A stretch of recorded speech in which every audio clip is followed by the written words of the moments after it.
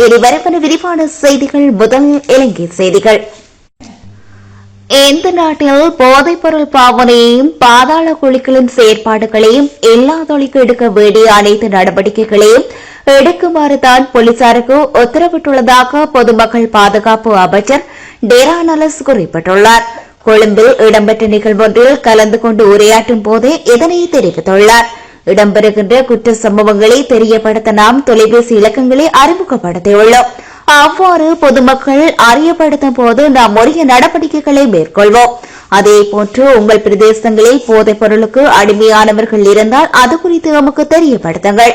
அத்துடன் போதைக்கு அடிமையாகி பாதிக்கப்பட்டவர்களை புனர்வாழ்வு நிலையங்களுக்கு அனுப்புவது அவர்களை நாம் மீட்டெடுப்போம்.